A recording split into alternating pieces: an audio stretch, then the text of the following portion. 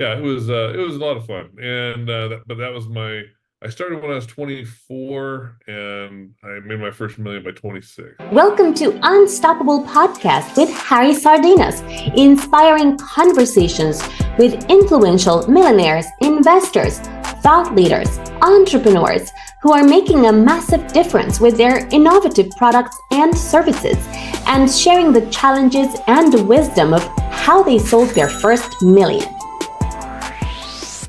Good morning, good afternoon, good evening, and we are connecting from United States. We have a special guest, Ron, today that he will be sharing with you the good, the bad, the ugly, and the funny, how he achieved the first million in sales. But not only that, he has successfully helped over 40 companies to exit in different spaces. So in technology, blue collar, anywhere. So please, Ron, introduce yourself. Hey, how are you? Thanks for having me on today. My name is Ron Douglas. I own Mentoring Giants. Like you said, I've had about 40 companies. I've had over 40 companies, but I've had 40 successful exits. And yeah, I'm kind of retired now. I live on a ranch down here in Colorado, and I just like helping people get to their first million. Wow, let's talk about that. The 0 to 1. This, which is the biggest challenge that entrepreneurs out there, and I think that the biggest setback that all the entrepreneurs said out there is that in this race from 0 to 1. So, Ron, in your career, yeah. So, what was the first company that you did this 0 to 1, and how do you feel when you achieve that? Well, obviously, I felt great. Yeah, the first company I ever did, I quit the prison. I was a prison guard, and I worked death row in Texas. And I quit, and I started selling classic cars, buying and selling classic cars. And I started with just one car, and Wow. when I was done, I was shipping. By the time I made my first million, I was shipping probably three or four 18-wheeler loads a month out out of a yard and shipping them all over the world. We were shipping classic cars to Australia, New Zealand, Denmark, Wow. all over Europe. Yeah, so yeah, it was a lot of fun. And but that was I started when I was 24, and I made my first million by 26. So what made you quit your job as a prison guard and take this risky choice to become an entrepreneur, right? So what get you to get out of the comfort zone? Do you have entrepreneurs in your family? Do you have a friend that tell you let's do this? Do you have you watch an article in the newspaper or the TV? What happened? Your girlfriend let you? Well, first of all, it's all about perspective, you know. I mean, you think that quitting the prison and starting my own thing is risky. I try working at the prison in the supermax every day. That's also very risky, right? So it's all perspective, right? But you are right. Yeah, it was scary to quit. I remember when I quit, I called my wife, and we had like 40 bucks in the bank account, and rent was due in like 2 weeks. So yeah, I was a little nervous. But I had met my first entrepreneur when I was 24, 22. No, I think he was 22 when I met him. Or was a family And friend? no, it's kind of a funny story actually. Me and my wife had just gotten married, and we did the books wrong. And instead of having $25 till the end of the month, we only had 25 cents. And that wasn't enough money to pay gas to get to work. So Wow. I remember on the way to work, there was an old junkyard on the left-hand side. And so I drove in there and I asked the guy, I said, "Hey man, do you got any work for somebody?" And he goes, "Yeah, we're crushing a bunch of cars." He goes, "If you want to help do that." And I was like, "Yeah, I'll do anything." So luckily the prison was 12-hour shifts, 4 days on, 4 days off. So on my 4 days off, I went over there and I cut gas tanks out of old cars that we were crushing. And he paid me 20 bucks a day. And that was Wow. just enough money to put gas in the truck and get me to work. So but the cool thing was is I saw that he owned everything, and he owned his own house, and he owned this operation where he's crushing cars. And I asked him if I could take him to lunch. And I said, "Alan, I'd like to take you to lunch and ask you a few questions." I said, "I don't want to be on this side of the table. I want to be on that side of the table." It's like Wow. I've never met an entrepreneur. I'd like to learn how to do that. And he goes, "You know about cars?" And I said, "Yeah. My dad taught me, work on cars a long time ago." And he says, "Well, take that car right there and fix it." And then I said, "Sure." So I got the car running, and he's like, take it to work, and you work at the prison, go park it in the parking lot there and put a for sale sign." And I said, "Okay." So I did, and he slowly talked me through selling my first car. And Wow. then once I realized I could make money without a boss and on my own, I never even fathomed it. I mean, my dad was in the army for 22 years, so everybody I was surrounded by was join the army, retire. I mean, that kind of attitude. And so I never understood that you could even make money. If you wanted money, go get a job. That was just it. And so that guy set that money in my hand, and I realized, I made this money without a boss, without anybody, nobody told me to do this. No, I didn't have to show up 9 to 5 or anything like that. And man, once I understood, once it clicked in my head that I could make money on my own without a boss, man, there was no stopping me after that. I quit and I was like, man, I'm out of here. And so, yeah, and I've never looked Fantastic back. story. I've never had a job since. I always say, Ron, that we become entrepreneurs by accident. Somebody taught us a little bit. In my case, I have a friend also. He showed me a little bit. Oh, this is how you make money. We were doing properties back then. We managed to sell over 5 million doing this business. But at the beginning was like this. My friend told me, look, this is the property you rented, then you rented again more expensive, and this is you make more money. And I say, okay, let me try. And one day, exactly like you shared with us, I making this money with my boss, and my background, same thing. My family, my parents are teachers, so nobody in my family is an entrepreneur. Nobody have an idea to be an entrepreneur. I never heard. So the conversation always in my house was, no, you have to study or you have to work hard if you want to make money. And the more you study, the more you work, the more you get that. But once, exactly like you shared with us, one is click and you realize you have this little breakthrough. I just want to admire how responsible were you when you were young, because when I was your age, I was drinking and chasing girls all the time.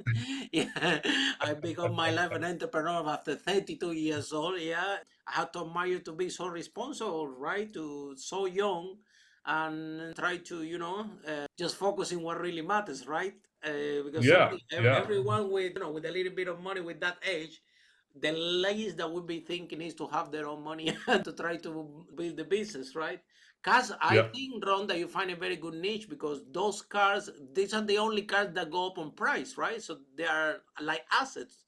This is the right. only cars I was born in Havana, Cuba, so there's a lot of classic cars there. So Oh yeah, oh yeah, uh, lots of classic cars. I loads of love it. that place. There's so many cars down there. That's amazing. Oh, Lord.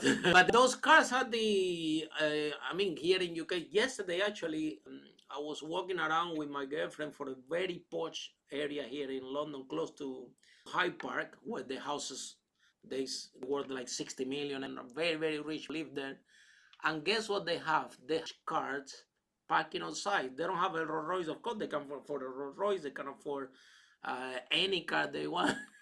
But they have this, and girlfriend was telling me why these guys are so rich, have these cars so old as a lily, because these cars are They go up in value. I mean, yeah, they grow exactly. up in And value. so people are buying them for an investment, And so, Yeah. um, yeah, and it was crazy. I was this is back, just to show you how old I am, I guess. This is back in the 90s.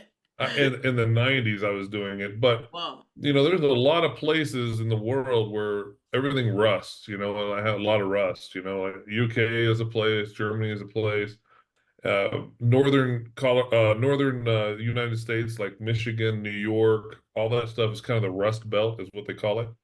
And so I just happened to live in Texas at the time, and everything was rust free down. So I didn't even have to ship out nice cars. I was just shipping out bodies, and people were buying them because they couldn't find rust free bodies, and so that's how I started. And I was just going across Texas like you wouldn't believe. I mean, I had the phone numbers wrecking yard in Texas, and they all knew me. And Wow. I was buying rust-free doors. I was buying rust-free car parts, rust-free hoods. Not just the whole car. I was buying parts, and I was shipping them all over the place. And so, yeah, everybody knew me. And when the car came in, they'd call me and set it off to the side. and I'd go and pick it up, and I just, yeah, it was crazy. It was a crazy time. I didn't even get West, I just didn't, It's like by then you young, don't even know what's going on. It's like yeah, I was just so young. I just didn't even know, and man, I was buying. I remember I told them, all the truck doors, anything from the 70s, Ford, Chevy. I said I buy all the doors, rust free, dent free for $75. wow. And I remember the first time I pulled up to pick them up, this guy had like 50 of them sitting out there, already taken off and ready to go. He's like, "There you go, $75 a piece." And then I was putting them on the carrier and shipping north, and I was selling them for $125 a piece, and they were selling them for 200 a piece. So yeah, it was just it was crazy, man. Ron, so now what was your journey? Because one thing is an entrepreneur, and okay, you can set your company, right? I guess that it was your exit. So tell me a little bit about your journey, how you become from entrepreneur to serial entrepreneur. What happened? The you I start to realized enjoy it the was a business lot. process? Go Yeah, ahead. yeah. So for me, I realized it was a lot easier to buy somebody's business that didn't know how to run it and take it to the next level and then sell it, than to start from scratch. So, I've started playing from scratch, and I've done that, I don't know, probably 10, 12 times. Wow. But starting from scratch is a lot harder than just buying somebody who's either retiring or just doesn't know how to run it, and it's just kind of floundering, And so, like one time I bought I bought a solar company from somebody that it was just kind of floundering, and I revamped the website, changed everything. I just upgraded everything around it. I started reaching out to customers, and like he didn't do that. I warmed up the list. I mean, he had a huge email list that he never really worked with, and so I started doing that, and I changed that company. I bought that stupid, and I sold it for 1.5 in like 2 years. Wow. Yeah, I mean, it was just a huge growth curve, and Very it was fast. just it was just he just didn't know what he had, and he didn't know So how Ron, what happened? You to. applied the same processes that you have in your previous business to this Yeah, one? yeah. I mean, it's the same thing. It's the same process. It's the same with everything. Everything's the same. People don't how simple it is. I don't care what your skill set is right now. I can turn anybody into a millionaire. I mean, if you're mopping floors at the local school or you're flipping burgers at McDonald's, you already have the skills to make your first million. You're just looking at things wrong, or you have all the puzzle pieces, but you might not have them all in the right place. You know what I mean? And so, instead of, so if let's just say somebody's mopping for the school and they've been doing it for 15 years. And I tell them, I said, okay, instead of doing that, have you ever thought about starting your own cleaning company? And if you changed a few things and looked at things differently, you could have $1 million cleaning company within a year. I mean, it doesn't take that long to build a huge cleaning company. I mean, I've done it. I mean, I've done. No, it can, you know, getting contracts. The same with landscaping businesses. I mean, those are so easy to grow. A roofing company is so easy to build. I mean, it doesn't matter what skill you have, whether it's mopping floors, flipping burgers. I can show you at least a dozen millionaires that do what you do. So Exactly. it's easy. It's easy as long as the right puzzle pieces in place, and you decide I'm going to do something different with these skills. Follow us for more interviews with world's most influential, audacious entrepreneurs that overcame challenges and adversity, providing you with the blueprint of how they sold their first million so you can grow your business exponentially.